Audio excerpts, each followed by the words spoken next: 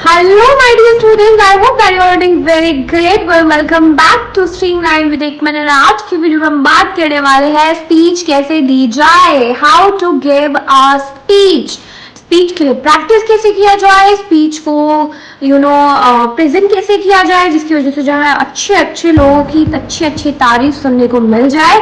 So in this particular video you are going to get few tips and tricks and some personal experience. So your tip number 1 is know your audience. तुम्हें audience को जानना बहुत जरूरी है कि तुम्हारी audience actually में है कैसी।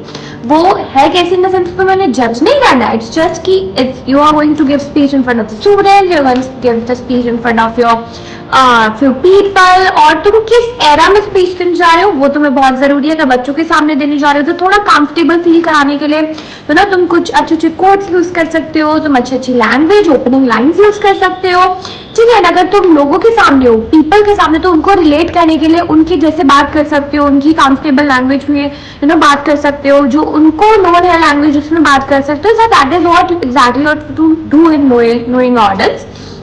Then comes second is outline your speech. अपनी स्पीच का आउटलाइन जो अपने दिमाग में रख लो, and I would always recommend you not to use pages while giving और delivering a speech, because page जो है ना वो ऐसा एक इम्पैक्ट डालता है कि okay the person is going to read out something, मतलब वो हमें सुनाने वाले हैं कि जो लिखा हुआ सुनाने वाले हैं, तो वो इतना इम्पैक्टफुल नहीं रहता। बिकॉज स्पीचेस अगर तुम खुद दोगे ना और पोडियम से हट के अगर तुम जाके ऐसे हैंड्स को ऐसे हाथों को रख के एक अलग ऑरा जो क्रिएट हो जाता है ना वो अलग नेक्स्ट लेवल का होता है। Because the way I use to give speech is totally different in comparison to that of the people other do. Because जो लोग क्या करते हैं वो आते हैं पढ़ने लग जाते हैं, अच्छा बोलते हैं, इट्स नॉट कि वो अच्छा नहीं बोलते हैं, वो अच्छा भी बोलते हैं, बट कई बार क्या होता है ना वो ऐसा बोरिंग सा लग जाता है कि ओ माय गॉड ये तो पढ़ रहा है पढ़ रही है व्हाटएवर। तो क्या करो ना, बिल्कुल अच्छे तरीके से याद करके जाओ, याद मतलब रट्टाफिकेशन करनी नहीं है ना, आउटलाइन प्रिपेयर कर लो कि ये पॉइंट है, अब उस पर खुद के विचार प्रकट करो ना, you tell what you are knowing about the topic. तो अगर टॉपिक पे कोई स्पीच दे रहे हो, अगर इन्वायरमेंटल हजार्ड्स पे स्पीच दे रहे हो, तो अब ऐसा थोड़ी है कि तुम सब याद करके जाओगे इतना ग्लोबल वार्मिंग हो रहा है ये हो रहा है। इसको एक अलग तरीके से प्रेजेंट कर सकते हो अगर अपने दिमाग में सिर्फ टिप्स याद रखोगे कि ये वाला पॉइंट इस तरीके से दे रहा है, पहले इंट्रोडक्शन दे दूंगा मैं थोड़ा सा ऐसे करके कि इन्वायरमेंटल हजार्ड्स और कुछ लाइंस ऐड कर दूंगा, जो कुछ मैं देख रहा हूँ वो अपने एक्सपीरियंस शेयर कर दूंगा, तो ऐसे करके ना चीजें बहुत अच्छी हो जाती है। And similar way I do in my schools and colleges and it turns out to be nice.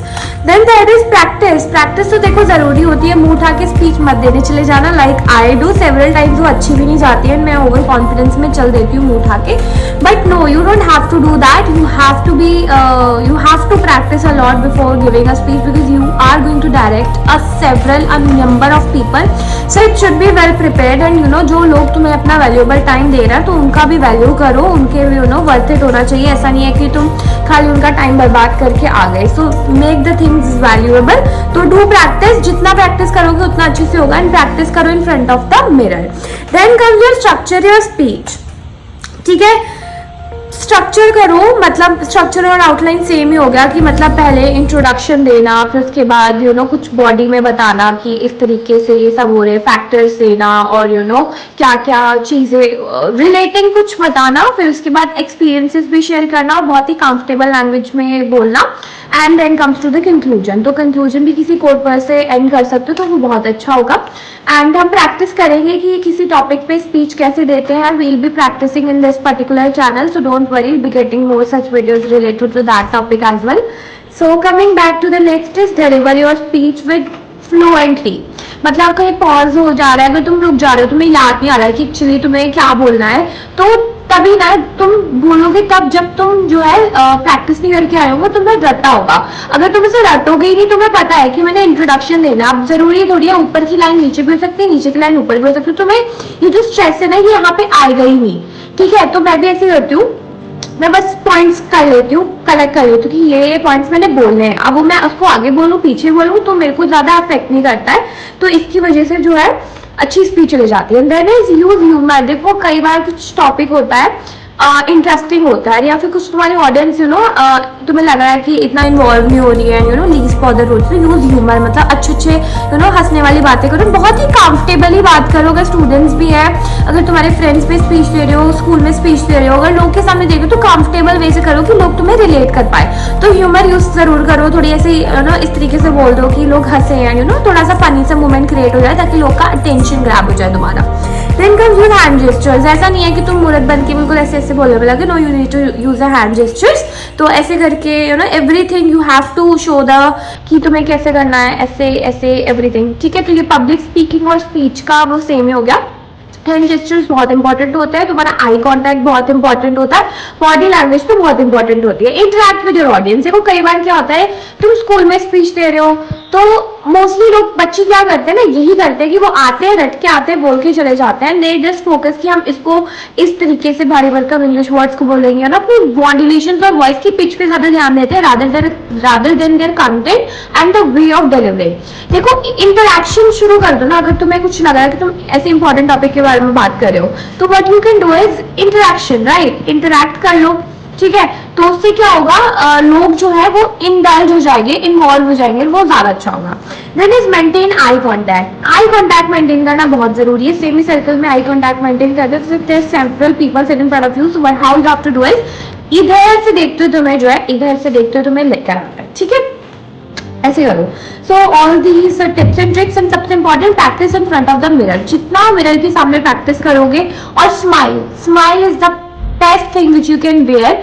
तो अच्छे से जो है फॉर्मल ड्रेस पहन के जाना और अच्छे से हंस के बोलना चीजें, स्माइल के साथ एक पॉजिटिव एटीट्यूड रखना, पॉजिटिव अप्रोच रखना, भावनाओं में इतना भी मत घुस जाना कि तुम बिल्कुल सारी मर्यादाओं को लांग दो, ऐसा कुछ मत करना, ठीक है। Be simple, take it easy, और जितना तुम्हें नॉलेज है उतना पॉसिबल वे में बोलो। तुम कहीं अटक जाते हो तो तुम जो है उसे कवर अप करने की जगह की ऐसे तो सिर्फ सॉरी बोल दो, ऐसे बोल दो कि सॉरी, इट्स तो देखो अगर जितना इनफॉर्मली या फिर मतलब जितना कैजुअली बोलोगे ना, तो उतना तुम्हारे लिए आसान होगा चीजें कवर अप करना। अब कोई चीज रट के आएगा तो तुम वहां पे सॉरी नहीं बोल सकते हो। तुम ऐसे बोल सकते हो कि अगर तुम बहुत ही ऐसे बात, तो मतलब एक माहौल में आएगा, you are going through a normal conversation, तो क्या होगा कि अगर तुम कोई चीज भूल भी जाओगे, तुम ऐसे बोलोगे कि सॉरी, वो तो मेरी माइंड से भी स्किप हो रही है, but something is like that, तो उनको लगेगा कि हाँ भाई बंदा कुछ करके आया है। So that is how you have to carry out the things, ठीक है। अच्छी अच्छी ओपनिंग लाइंस जरूर कोट्स वगैरह याद कर लेना, और कॉन्फिडेंस जरूर रखना। हेजिटेशन तभी दूर होगी जब कॉन्फिडेंस गेन करोगे, ठीक है। जब तुम्हें लगेगा कि फियर ऑफ लूजिंग जो है ये सबसे बड़ा फैक्टर होता है कि हम जो है लोग हमें क्या सोचेंगे, हम पे जजमेंट्स करेंगे, इन सब चीजों को मत सोचा करो। Just give your best. It's like कि आर या पार, मैं तो यही बोल के चाहती हूँ, आर या पार।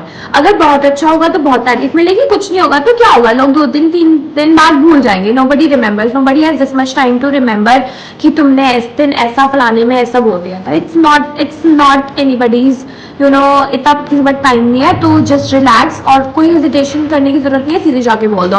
Well that's all for that video. And कैसे प्रैक्टिस, अगर तुम्हें स्पीच वीच कुछ मोर इसमें जानना है कि स्पीच का कंटेंट कैसा होना चाहिए, या different various type of speeches जो होती है, अगर तुम्हें उन पे भी नॉलेज चाहिए, that do tell me in the comment section, I will definitely read. Till that, thank you so much, do like, subscribe and share to streamline with इग्ना। Till that, bye bye.